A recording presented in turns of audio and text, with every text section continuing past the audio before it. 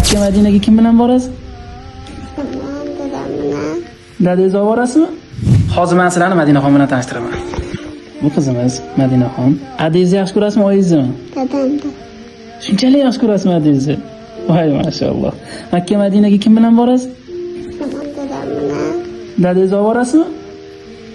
Xudo xohlasa borasiz. Kimni duo qilasiz? Dadangizmi?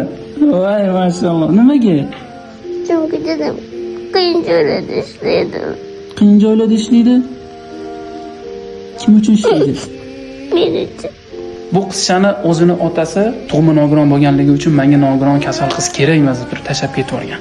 Madinaxon nima uchun bu insonni juda ham qattiq yaxshi ko'rishini sababini aytaymi? Bu odam shu Madinaxonni onalariga uylanayotganda, ya'ni ayollariga uylanayotganda birinchi turmushidan bo'lgan Madinaxonni o'zlariga qabul qilganlar qiz sifatida. Men savol berdim-da, boshqa uylanayotganda farzandi bo'lsa tashlab keling, men boqib qaramayman deydigan erkaklar bor. Lekin bu birodar akamizni nima degan ekanlar, o'zingiz aytib bering. Agar Madinaxon bizimizga bormaydigan bo'lsa, men sizga uylanmayman, mendan xafa bo'lmang degansiz-a? deganman. Mashalloh. Menga shu qiz kerak xolos. Mashalloh, mana haqiqiy erkaklik. Dadangiz sizni yaxshi ko'rganligi uchun ishlaydi-da. Xudo xohlasa hammasi yaxshi bo'ladi, yurib ketasiz, xo'p? Bu qizimiz Madinaxon.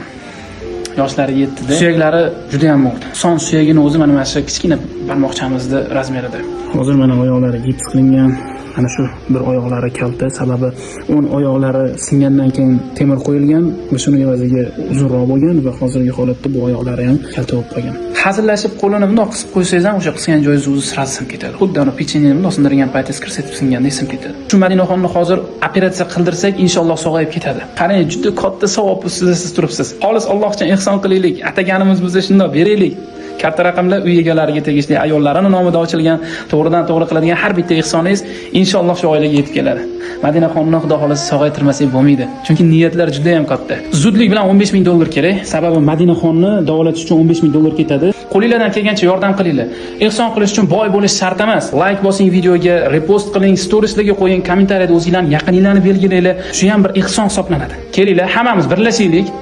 $15,000 biz uchun hech narsa emas. $20,000 ham yig'ganmiz. Qo'limizdan kelgancha ehson qilib shu videoni maksimal darajada repost qiladigan bo'lsak, tarqatadigan bo'lsak, albatta mana shu pulni yig'amiz. Xudo xolasa Madinaxonni nasibsi davolatamiz. Bir kun abid qilmasmiz. Borana bir kun piyoda yuraylik. Bir kun ko'proq sarflamasdan kamroq sarflaylik, yordam qilsak, ehson qilsak, Xudo xolasa mana shu bolajonni sog'ayib ketishiga sababchi bo'lamiz.